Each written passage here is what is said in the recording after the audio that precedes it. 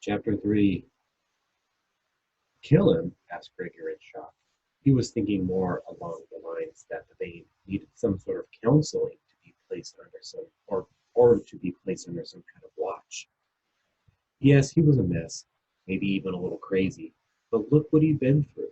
And Gregor didn't believe that Bane had intended to push Razor off that cliff. Not with all that crying and tail sucking. Of course, the cannibalism part was sickening. But for all Gregor knew, rats ate rats. On his first quest, they watched one spider eat another, and Ripred hadn't had a problem with that. And to the Banes hurting the other rats, well, the rats fought all the time. Did the Bane just need someone to help him learn to restrain himself? To Gregor, who was a rager, who had not yet learned to control his powers, condemning the white rat to death seemed pretty harsh. Yes, kill him. And we can't afford to wait long, said Ripred. But I already had a chance to kill him. I didn't do it, remember? Things were different then, said Ripred.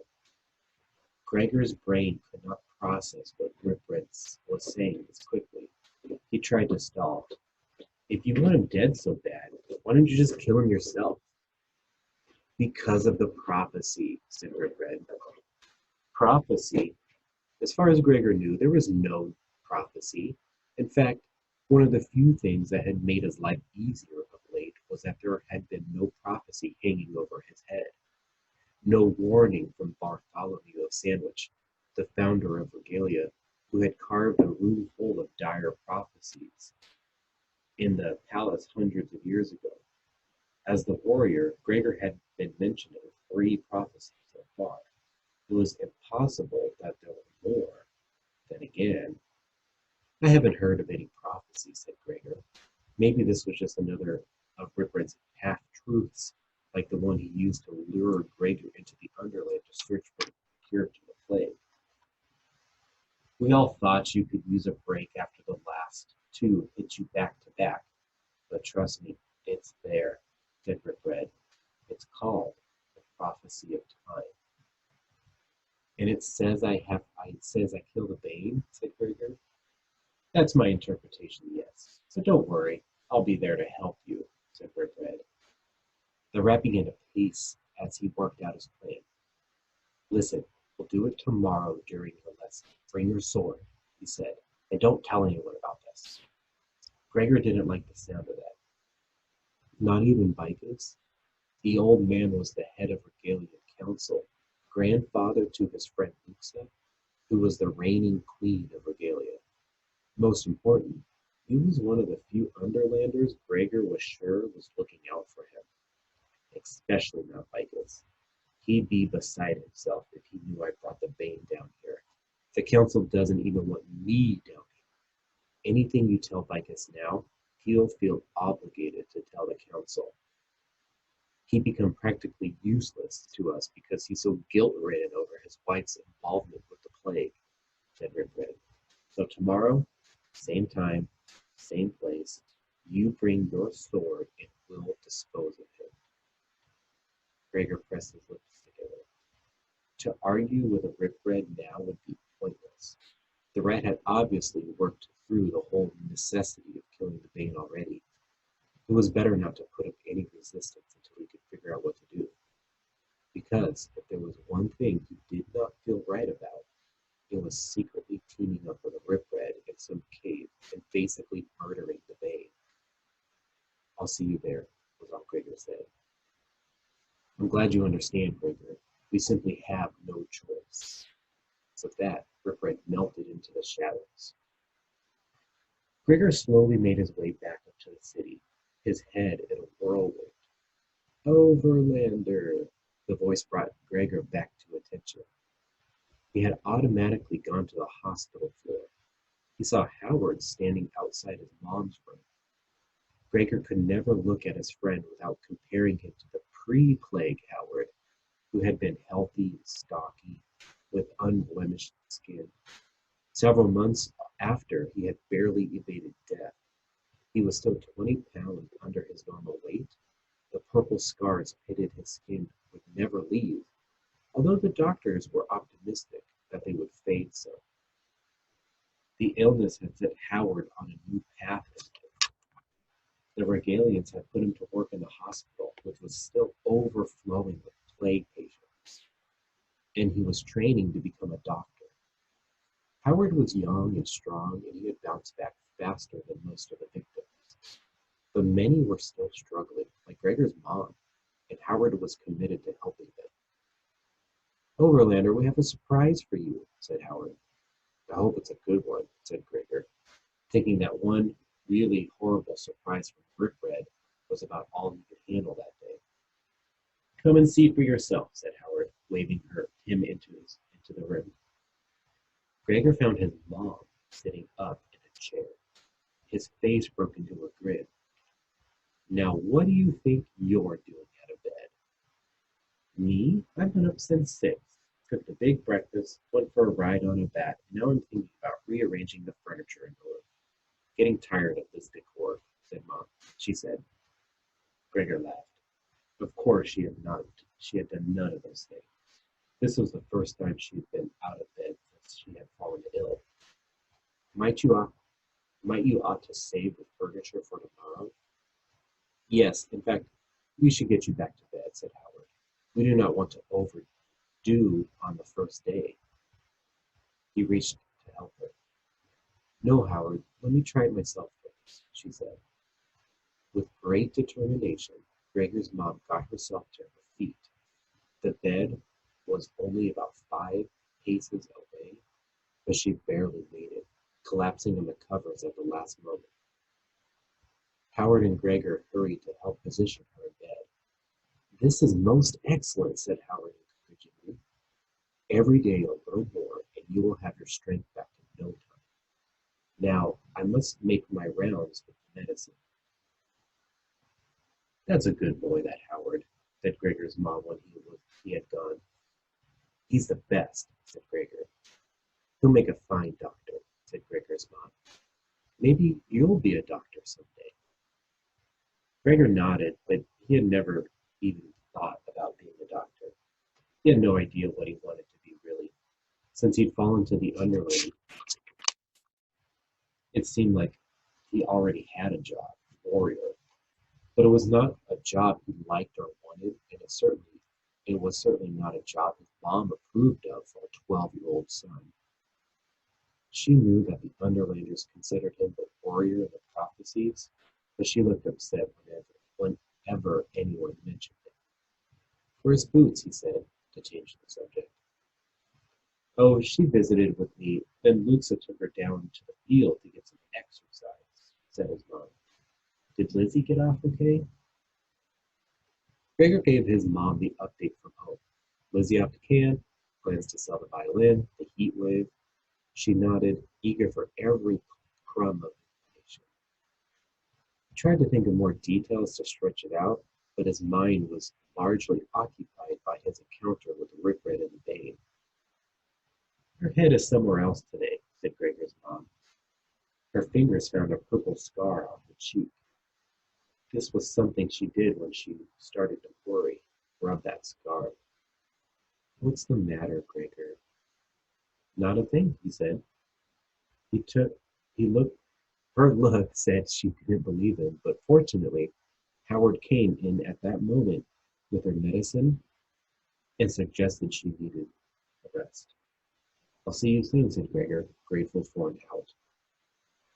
He headed off to find his friend. If Luxa had taken Boots to the field in the arena, there must be a game or a training session scheduled. He hoped they weren't using the blood balls for target practice.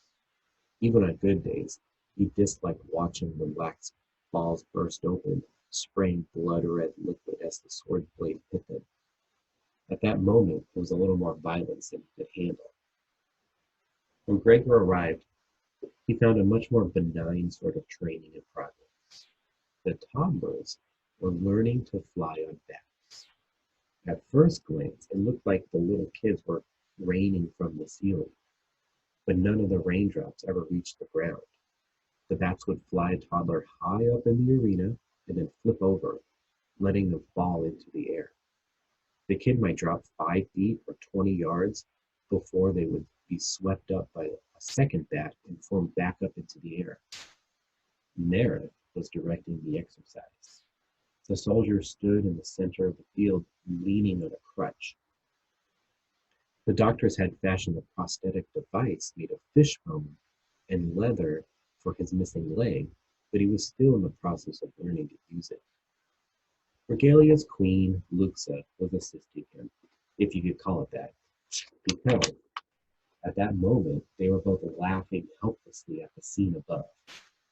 Merith was pointing up at Boots, who was trying out the somersault Luxa had been teaching her. When a bat dropped her, she would curl up in a ball and rotate a few times through the air. But inevitably, she lost control of the move and go careening towards the ground, flapping her arms wildly like they were wings. "Nee!" she called out, as if to remind the bat she needed a lift. "Stay tucked up, Boots," Luxa called through laughter. "Hold your knees." "I hold my knees," affirmed Boots. She launched into another somersault that quickly deteriorated into her baby bird routine. "Nee! Almost, Boots. Try one more," called Luxa encouragingly. Gregor stopped watching the kids and the bats for a moment and just focused on her. He had not gotten used to the sight of Luxa looking happy. Being stranded in the jungle for 3 months with her injured bat Aurora and a colony of mice had changed Luxa. She was so glad to be home, and her people were almost ecstatic to see her. It was as if for the first time they had recognized how lucky they were to have this 12-year-old girl on deck as a ruler. Luxa would not have the full powers of a queen until she was 16, but at 12, she had great influence and could now cast votes at the council meetings where policy was decided. While she was stubborn and gave the council fits with her attitude, Luxa was smart, strong, and unquestionably brave. A mutual appreciation had blossomed between the young queen and her subjects. This all contributed to Luxa's happiness, but Gregor knew the real source of her joy was Hazard, her 6-year-old half-lander cousin. With his lime green eyes and black curls, who had been discovered living in the jungle. When his father, Hamnet, had been killed by an army of ants, Hazard had been orphaned. Luxa had brought him back to Regalia, and true to her word, it was as if they were now brother and sister. He lived in her royal chambers, ate with her, followed her like a puppy, and Luxa had allowed herself to love him. Gregor spotted Hazard flipping off a bat high over his head. Hazard was older than most of the kids, but riding on a bat was still a new skill for him. While the boy was allowed to participate in flying exercises, Luxa had strictly forbidden anyone to train him in weapons. His father's dying wish had been for Hazard to be anything but a warrior, and Luxa had promised to fulfill it.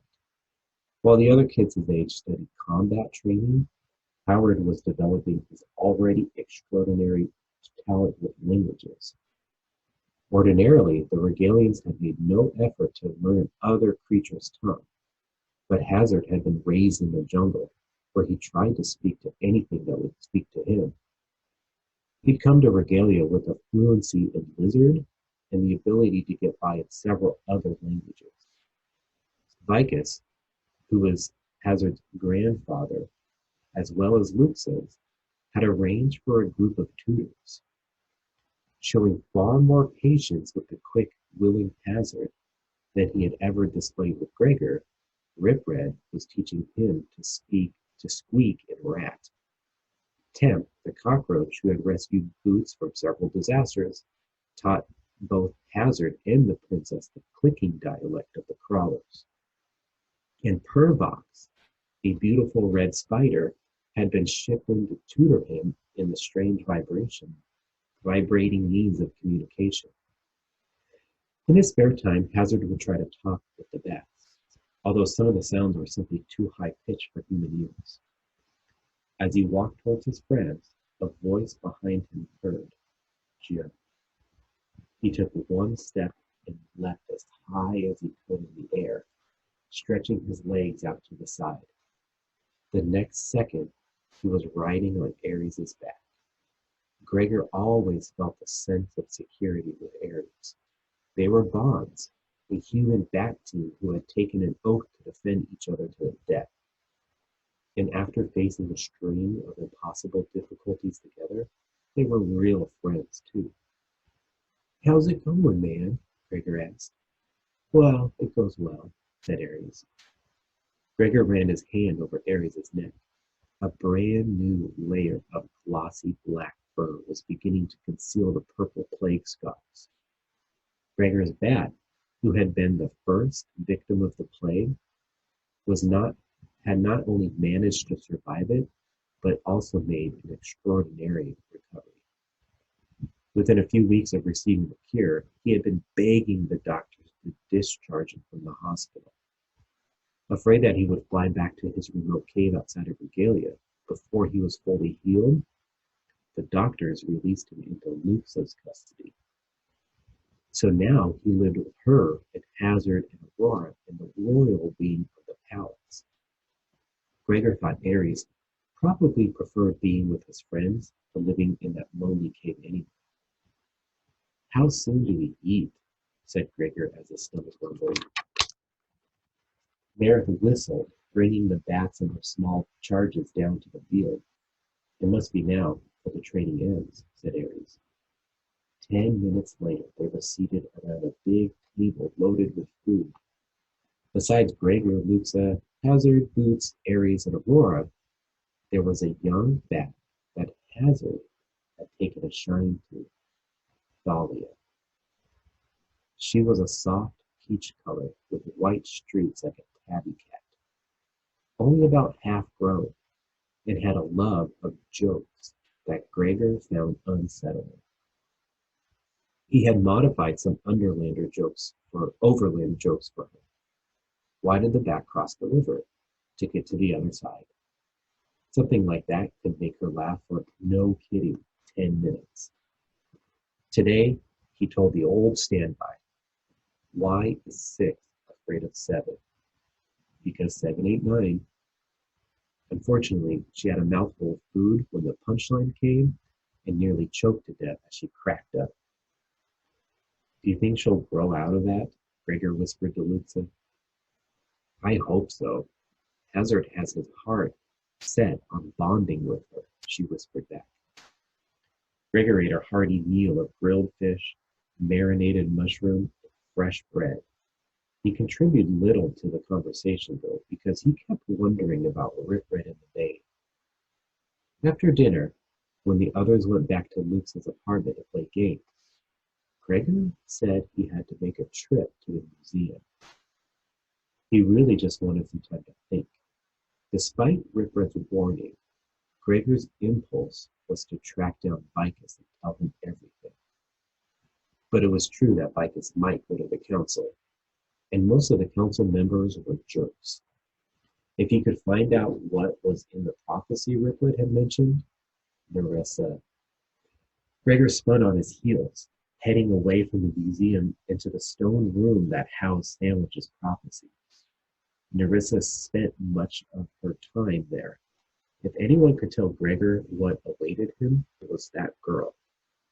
She was part of the royal family, Lux's cousin, and had even worn the crown for a few months when everyone thought Luxa had been killed by the rats.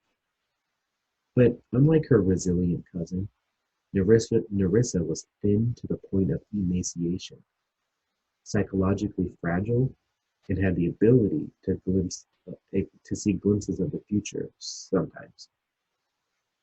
She was no more able to control her vision than Gregor was to manage his powers to fight as a rager. She often had no idea if the incident she saw was about to occur in an hour or had happened a century before. Still, when she was right, she was dead right. As he had hoped, Gregor found Nerissa sitting alone in the prophecy room. Her physical state had deteriorated back to her pre-queen days. Long, tangled hair fell to her waist, and she huddled in layers of mismatching clothes. "Greetings, Overlander," she said with a ghostly smile. "Hey, Nerissa," he said, and decided to get right to the point. "Look, I was wondering about the prophecy, about me. Are there any more of them?"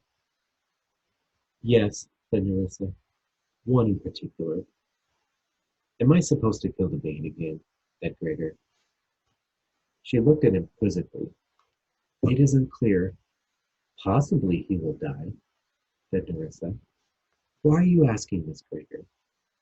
He didn't answer because that would mean exposing Ripred. "Someone has been putting ideas in your head about the Bane again. But you may tell this someone that the prophecy of which you speak lies in the future, not at our present time." "How do you know?" said Gregor. "Because events reported in it have not yet come to pass. It is possible they never will, as I suspect that someone well knows. Perhaps he believes he can control fate, but he cannot," said Nerissa. "She knows it's regret," thought Gregor. "Will you show this prophecy to me?" he said out loud. "No, it can be of no use to you now. In truth, I imagine it would be quite damaging. For your own safety and that of those you love, I believe you should avoid knowledge of it at all cost. Of course, if you would like to ask Vicus about it, there is nothing I can do to stop you." After a warning like that, what could he say? Besides, Gregor had already ruled out asking Vicus, so he just shrugged, like it didn't matter. "Nah, if you think it would just throw me, never mind." On the one hand, he was relieved by the idea that at least temporarily he didn't have to deal with the issue of killing the Bane. From what Nerissa had said, it might never come up. On the other hand, Gregor realized that Nerissa's opinion would do little to sway Ripred. The rat, like many others, expressed a low opinion of her prophetic abilities. Although he had racked his brain, Gregor found himself without much of a solution when his lesson time rolled around the next day. As he unbarred the stone door, he tried to review his plan. He would meet Ripred and try to talk the rat out of killing the Bane.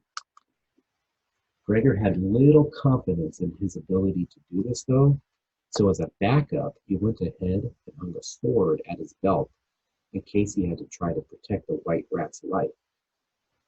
The idea of taking on Ripred was ludicrous, but maybe Gregor could distract him long enough for the Bane to escape. Knowing that if they fought, Ripred would try to take out his light immediately. Gregor had duct taped a flashlight to his arm. Instead of a torch, which would require a hand to hold, he had chosen a large glass oil lamp, similar to the ones he had carried in the jungle. He would set it on the floor if need be. He mentally braced himself as he neared the circular cave, trying to sort out his argument for keeping the Bane alive. But when Gregor reached the meeting place, it was empty. No Ripred, no Bane, no one at all. He waited 10, maybe 15 minutes. It was not like Ripred to be late. If anything, he had a way of popping up before you expected him. Just when Gregor was about to head back to Regalia, he heard a faint scratching noise in the tunnel the Bane had come from the day before. "Ripred?" he called softly. There was no answer. "Orpelt?" The faint scratching came again. "Is somebody there?" Gregor sat down the oil lamp and adjusted the flashlight on his arm. As he crept down a long tunnel towards the sound, he had the feeling it was receding, leading him away from the lamp, the stairs, and the city above. "Hello?" He entered a small cave. Another sound, a muffled laugh, came from his left. An unpleasant tingle ran up the back of Gregor's neck. Suddenly he knew he had made a terrible mistake. He spun around, preparing to sprint for the door. Three rats emerged from the shadow, blocking his way. Gregor didn't recognize one of them.